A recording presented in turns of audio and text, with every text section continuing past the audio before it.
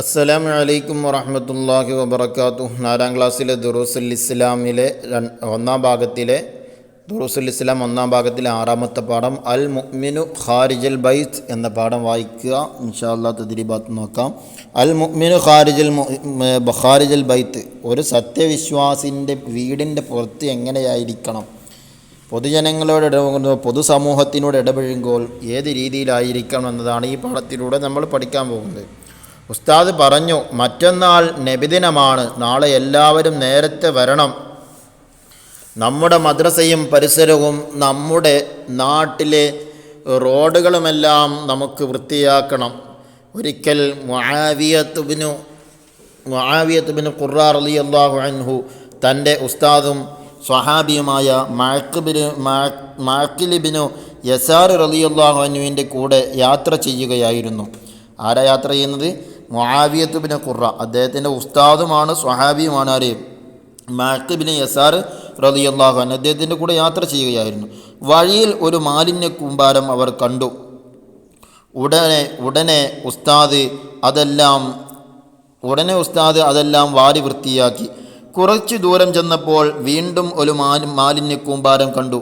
മുആവിയത്ത് bin ഖുർറ റളിയല്ലാഹു അൻഹു അതെല്ലാം വൃത്തിയാക്കി. നേരത്തെ ചെയ്തത് ഉസ്താദാണ്. ഉസ്താദിൻ്റെ പേര് മഅഖിൽ ബിൻ യസാർ എന്ന് പറയുന്ന ആ സ്വഹാബിയും അദ്ദേഹത്തിൻ്റെ ഉസ്താദുമായ ആ മനുഷ്യനാണ് ആദ്യമായിട്ട് വൃത്തിയാക്കുന്നത്. രണ്ടാമത്തേത് ഉസ്താദ് ചെയ്യുന്നത് കണ്ടിട്ട് എന്ത് ചെയ്തു? മുആവിയത്ത് ബിൻ ഖുർറ റളിയല്ലാഹു അൻഹു രണ്ടാമത് കണ്ട മാലിന്യങ്ങളെല്ലാം വൃത്തിയാക്കി.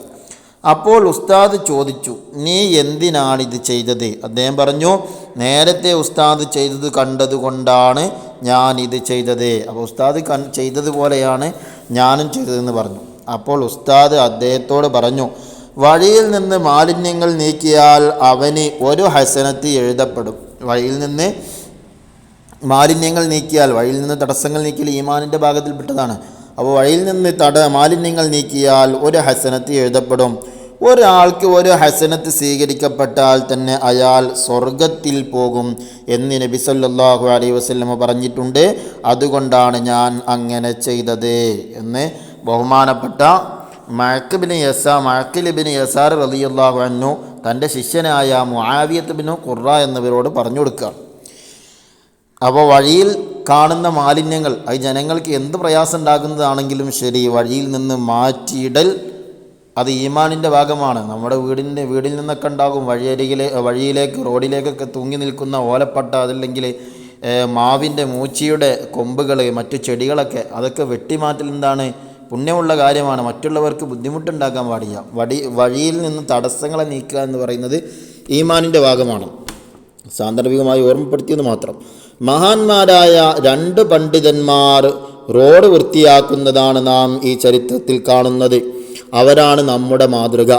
മനുഷ്യൻ സാമൂഹ്യ ജീവിയാണ്. വീട്, മസ്ജിദ്, വിദ്യാലയം, വായനശാല, ജോലിസ്ഥലം, അങ്ങാടി, കളിസ്ഥലം, പൊതുവാഹനങ്ങൾ തുടങ്ങിയവ നാം ബന്ധപ്പെടുന്ന പൊതു ഇടങ്ങളാണ്. അപ്പോൾ ഈ പറഞ്ഞ കാര്യങ്ങളിലൊക്കെ നമ്മൾ പൊതുവായിട്ട് എല്ലാവരും ഇടപെടുന്ന സ്ഥലങ്ങളാണ്. ഇവയെല്ലാം വൃത്തിയായി സൂക്ഷിക്കണം. അവിടെയെല്ലാം മര്യാദ പാലിച്ച് ഇടപെടണം. നബി സല്ലല്ലാഹു അലൈഹി വസല്ലം പറഞ്ഞു, നിങ്ങൾ വഴിയോരങ്ങളിലിരിക്കരുത്. സ്വഹാബികൾ ചോദിച്ചു, അവിടെ ഞങ്ങൾ സംസാരിക്കുന്ന ഇടങ്ങളാണല്ലോ. നബി സല്ലല്ലാഹു അലൈഹി വസല്ലം പറഞ്ഞു, വഴിയരികിലിരിക്കൽ നിങ്ങൾക്ക് ഒഴിവാക്കാൻ കഴിയില്ലെങ്കിൽ വഴിയുടെ അവകാശങ്ങൾ നിങ്ങൾ വകവെച്ചു കൊടുക്കണം. വഴിയുടെ അവകാശങ്ങൾ എന്തൊക്കെയാണ്? അതാണ് ദൃഷ്ടി താഴ്ത്തുക, എന്നാൽ കണ്ണ് ചിമ്മുക, ഉപദ്രവം തടയുക, സലാം മടക്കുക, നന്മ ഉപദേശിക്കുക, തിന്മ തടയുക എന്നിവയാണ് അവകാശങ്ങൾ. അപ്പോൾ വഴിയുടെ അവകാശങ്ങളാണ് ദൃഷ്ടി താഴ്ത്തുക, ഉപദ്രവം തടയുക, സലാം മടക്കുക, നന്മ ഉപദേശിക്കുക, തിന്മ തടയുക എന്നിവയാണ് വഴിയുടെ അവകാശങ്ങൾ.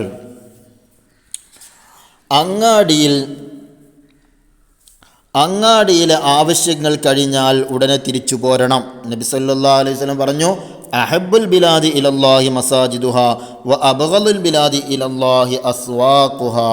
അല്ലാഹു തആലാക്ക് ഏറ്റവും ഇഷ്ടപ്പെട്ട സ്ഥലം മസ്ജിദുകളും ഏറ്റവും വെറുപ്പുള്ള സ്ഥലം അങ്ങാടികളുമാണ്. അപ്പോൾ നാം എവിടെയാണ് കൂടുതൽ ചെലവഴിക്കേണ്ടത്? പള്ളിയിലാണ് നാം കൂടുതൽ ചെലവഴിക്കേണ്ടത്. അങ്ങാടികളിലല്ല കൂടുതൽ സമയം ചെലവഴിക്കേണ്ടത്. കാരണം അള്ളാഹുവിലേക്ക് ഏറ്റവും ഇഷ്ടപ്പെട്ട സ്ഥലം അത് പള്ളിയാണ്. എന്നാൽ അള്ളാഹുവിലേക്ക് ഏറ്റവും വെറുപ്പുള്ള സ്ഥലം അതേതാണ്? അങ്ങാടിയാണ്. അങ്ങാടിയിൽ കൂടുതൽ സമയം ചെലവഴിക്കരുത്. പിശാചിൻ്റെ സങ്കേതമാണ് അങ്ങാടി. മസ്ജിദിലേക്ക് വലതുകാൽ വെച്ച് അങ്ങാടിയിലേക്ക് ഇടതുകാൽ വെച്ചുമാണ് കയറേണ്ടത്. അപ്പോൾ അങ്ങാടി എന്താണ്? അവിടെ കൂടുതൽ നിൽക്കാൻ പാടില്ല. പിശാചിൻ്റെ സങ്കേതമാണ്. പള്ളിയിലേക്ക് കയറുമ്പോൾ വലതുകാൽ വെച്ചിട്ടും അങ്ങാടിയിലേക്ക് കയറുമ്പോൾ ഇടതുകാൽ വെച്ചിട്ടുമാണ് കയറേണ്ടത്. രണ്ടിടത്തേക്കും കയറുമ്പോഴും ഇറങ്ങുമ്പോഴുമുള്ള ദിക്റുകൾ വളരെ പ്രധാനമാണ്. പള്ളിയിലേക്ക് കയറുമ്പോൾ ദിക്റ് ചൊല്ലണം, പള്ളിയിൽ നിന്ന് ഇറങ്ങുമ്പോൾ ദിക്റ് ചൊല്ലണം, അങ്ങാടിയിലേക്ക് കയറുമ്പോഴത്, അങ്ങാടിയിൽ നിന്ന് ഇറങ്ങുമ്പോഴത്. ആ ദിക്റുകളൊക്കെ ചെല്ലലെന്താണ്? പ്രധാനമാണ്. അങ്ങാടിയിൽ പ്രവേശിക്കുമ്പോൾ എന്താ ചൊല്ലേണ്ടത്?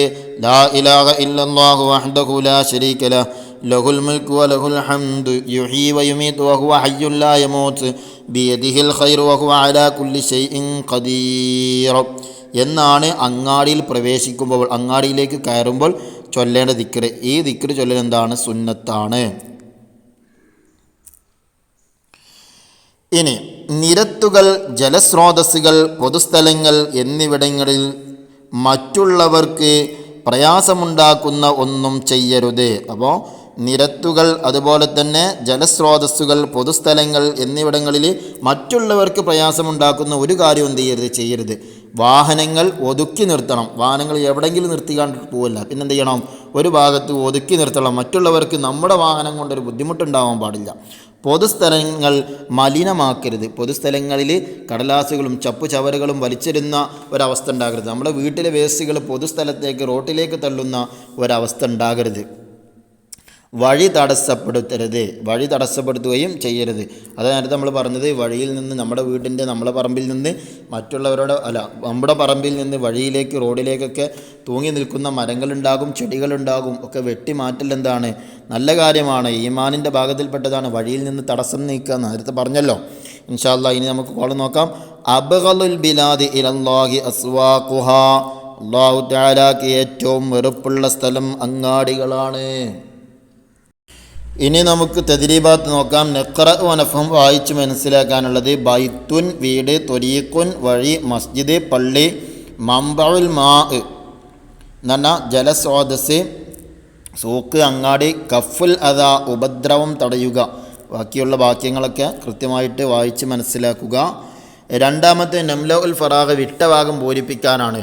അഹബ്ബുൽ ബിലാദി ഇലല്ലാഹി ഡാഷ് അസ്വാഖുക. രണ്ടാമത്തെ ലാ ഇലാഹ ഇല്ലല്ലാഹു ഡാഷ് അലാ കുല്ലി ഷൈഇൻ ഖദീർ. ഒന്ന് പള്ളിയെ പറ്റി പറഞ്ഞു. അഹബ്ബുൽ ബിലാദി ഇലല്ലാഹി മസാജിദുഹ വ അബ്ഗദുൽ ബിലാദി ഇലല്ലാഹി അസ്വാഖുഹ. അടുത്ത ലാ ഇലാഹ ഇല്ലല്ലാഹു വഹ്ദഹു ലാ ശരീക ലഹു ലഹുൽ മുൽക്കു വലഹുൽ ഹംദു യുഹ്യി വയുമീതു വഹുവ ഹയ്യുൻ ലാ യമൂതു ബിയദിഹിൽ ഖൈർ വഹുവ അലാ കുല്ലി ഷൈഇൻ ഖദീർ. അങ്ങനെ അവിടെ പൂരിപ്പിച്ചു കൊടുക്കുക. അടുത്ത മൂന്നാമത്തേത് നദ്കുറു വനക്തുബ് ദിക്റ. വായിച്ചിട്ട് എന്ത് ചെയ്യണം? അതിൻ്റെ ദിക്റുകൾ എഴുതണം. ഓരോന്നിൻ്റെയും ദിക്റുകൾ. ഒന്ന്, മസ്ജിദിലേക്ക് കയറുമ്പോൾ ചൊല്ലേണ്ട ദിക്ർ ബിസ്മില്ലാഹി വസ്സലാത്തു വസ്സലാമു അലാ റസൂലില്ലാ അല്ലാഹുമ്മ അഫ്തഹ് ലി അബ്വാബ റഹ്മതിക്. അതാണ് പള്ളിയിൽ കയറുമ്പോൾ ചൊല്ലേണ്ടത്. രണ്ട്, മസ്ജിദിൽ നിന്ന് ഇറങ്ങുമ്പോൾ ചൊല്ലേണ്ട ദിക്ർ ബിസ്മില്ലാഹി വസ്സലാത്തു വസ്സലാമു അലാ റസൂലില്ലാ അല്ലാഹുമ്മ ഇന്നി അസ്അലുക മിൻ ഫളിക് എന്ന ദിക്ർ പള്ളിയിൽ നിന്ന് ഇറങ്ങുമ്പോൾ ചൊല്ലാനുള്ളത്. മൂന്നാമത്തെ, വീട്ടിൽ നിന്ന് ഇറങ്ങുമ്പോൾ ചൊല്ലേണ്ട ദിക്ർ ബിസ്മില്ലാഹി തവക്കൽതു അലല്ലാഹ് വലാ ഹൗല വലാ ഖുവത ഇല്ലാ ബില്ലാഹ്. 4, വീട്ടിൽ കയറുമ്പോൾ ചൊല്ലേണ്ട ദിക്ർ ബിസ്മില്ലാഹി വലജ്ന വ ബിസ്മില്ലാഹി ഖറജ്ന വ അലാ റബ്ബിനാ തവക്കൽന. 5, ടോയ്ലറ്റിൽ പ്രവേശിക്കുമ്പോൾ ചൊല്ലേണ്ട ദിക്ർ ബിസ്മില്ലാഹി അല്ലാഹുമ്മ ഇന്നി അഊദു ബിക മിനൽ ഖുബതി വൽ ഖബായിസ്. 6, ടോയ്ലറ്റിൽ നിന്ന് ഇറങ്ങുമ്പോൾ ചൊല്ലേണ്ട ദിക്ർ ഗുഫ്റാനകൽ ഹംദുലില്ലാഹില്ലദി അദ്ഹബ അന്നിയൽ അദാ വ ആഫാനി. ഇനി നക്തുബ് ഖിസ്സ, ചരിത്രം എഴുതാനാണ്. മുആവിയത്ത് ഇബ്നു ഖുർറ റളിയല്ലാഹു അൻഹുവിൻ്റെ ചരിത്ര സംഭവം എഴുതുക. അപ്പോൾ നമ്മുടെ പാഠത്തിൽ കൊടുത്ത ആ സംഭവം കണ്ട് പകർത്തി എഴുതുക വേണ്ടത്. മുആവിയത്ത് ഇബ്നു ഖുർറ റളിയല്ലാഹു അൻഹു തൻ്റെ ഉസ്താദും സ്വഹാബിയുമായ മഅഖിൽ ഇബ്നു യസാർ റളിയല്ലാഹു അൻഹുവിൻ്റെ കൂടെ യാത്ര ചെയ്യുകയായിരുന്നു എന്നുള്ള ആ സംഭവം എന്ത് ചെയ്യുക? ഇവിടേക്ക് എഴുതി കൊടുക്കുക. ഓക്കെ. ഇനി അടുത്തതിന് ഉജീബ്, ഉത്തരം എഴുതാനാണ്. വഴി അരികിലിരിക്കുമ്പോൾ പാലിക്കേണ്ട മര്യാദകൾ ഏതൊക്കെയാണത്? ദൃഷ്ടി താഴ്ത്തുക, ഉപദ്രവം തടയുക, സലാം അടക്കുക, നന്മ ഉപദേശിക്കുക, തിന്മ തടയുക, എന്നിവയാണ് അവകാശങ്ങൾ, മര്യാദകൾ. അതൊക്കെയാണ് മര്യാദകൾ. ഇനി അടുത്തത് രണ്ടാമത്തെ, ദൃഷ്ടി താഴ്ത്തുക എന്നതുകൊണ്ട് എന്താണ് ഉദ്ദേശിക്കുന്നത്? ആൻസർ, മോശമായ കാര്യങ്ങൾ ദർശിക്കാതിരിക്കുക, ഹറാമിലേക്ക് നോക്കാതിരിക്കുക. 3, ഉപദ്രവം തടയുക എന്നതിൻ്റെ ഉദ്ദേശമെന്ത്? അക്രമവും അനീതിയും കണ്ടാൽ തടയുക.